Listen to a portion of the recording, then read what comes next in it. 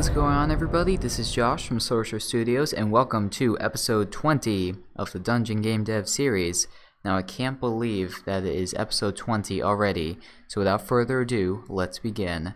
So as you can see, Ethan is currently standing behind a bunch of crates.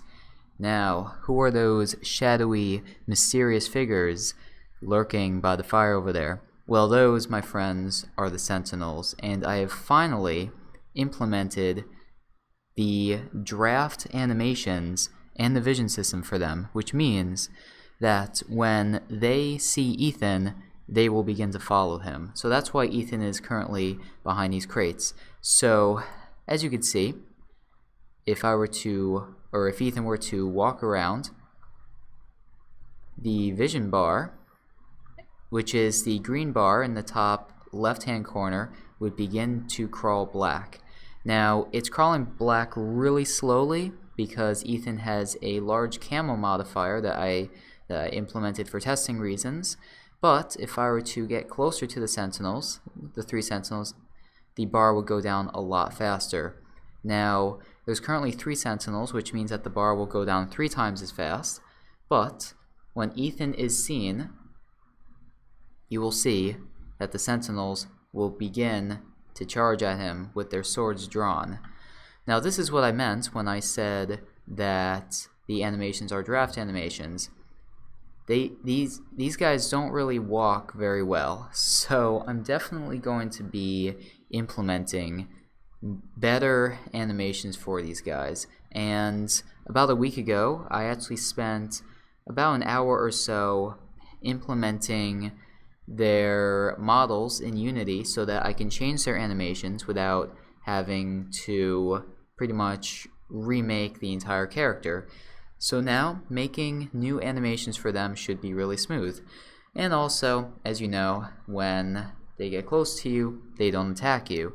They kind of just stand idle, I guess, for now. Yes, that's their idle pose right now, but for now, they will continue to follow. So this is pretty much what I've been working on for the past week. The very next thing that I'm going to be, whoa, hey Brute, what's going on? Wow, that surprised me. So the very next thing that I'm going to work on is the attack animations for these guys. And as you know, I've already made the attack animations, but I need to implement it so that when they get closer to Ethan, they will actually begin attacking him. And that is where the fun's going to come in. That's kind of like the meat and potatoes of enemy AI, so I am extremely excited to begin working on that.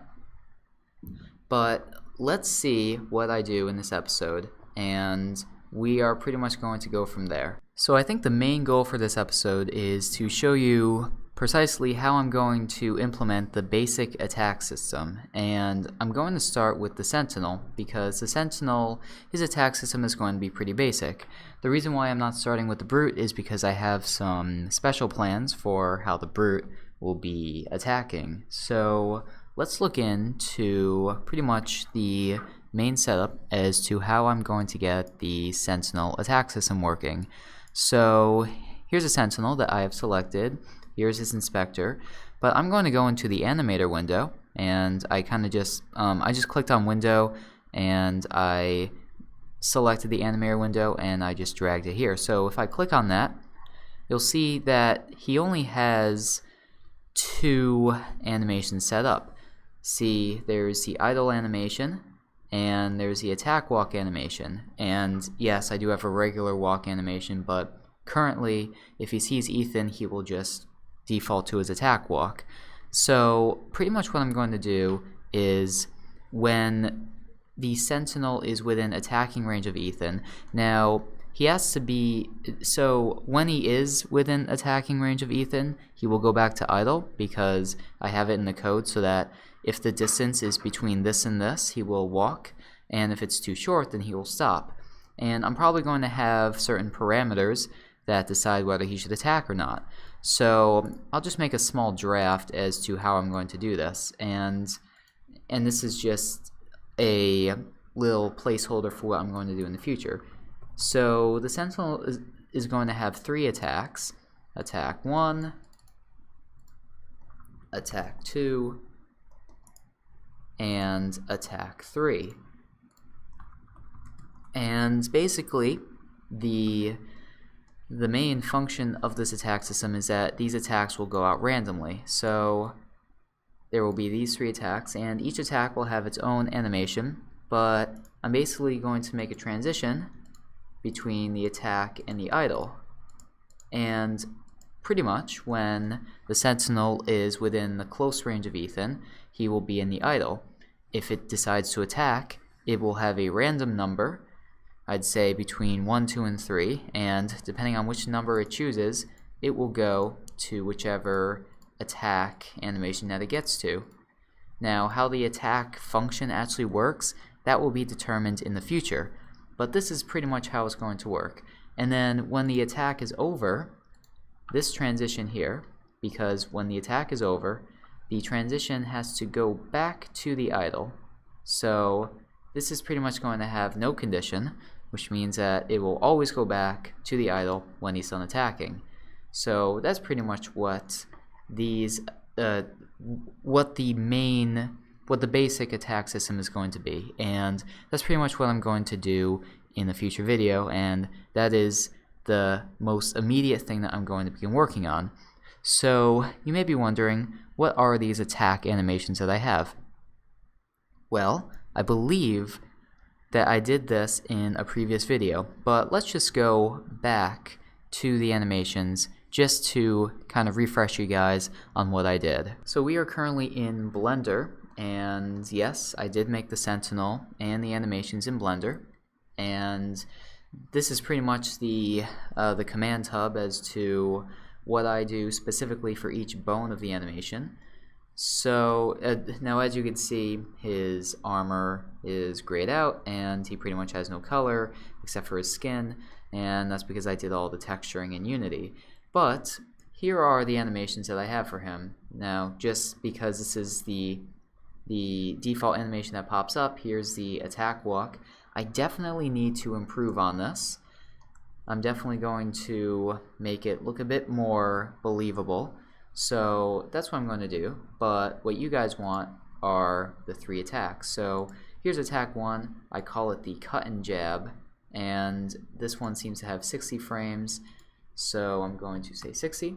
So I'll just loop this, and this is played at a much slower speed because there is some lag with the video recorder going, so this animation will definitely be played at a faster speed in Unity. But this is the cut and jab attack.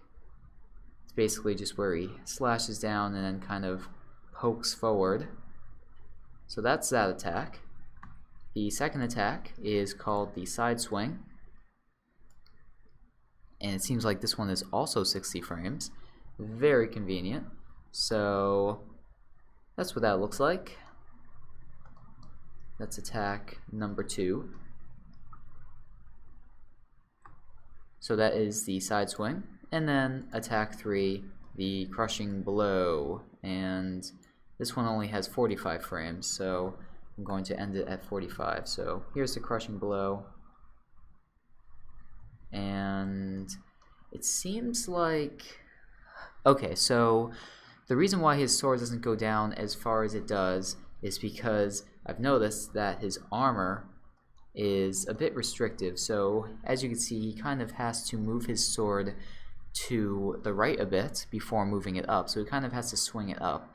But as you can see, this animation is a little bit well, it's a bit not believable. So I'm definitely going to have to improve on these animations, and that's why I made it so that I could just edit the animations on the whim and not have to modify any values in Unity.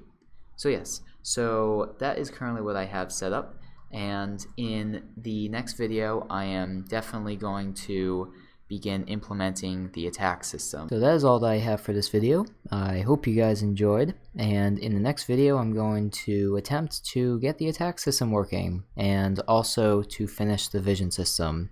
So without further ado, I will see you in the next video. Goodbye.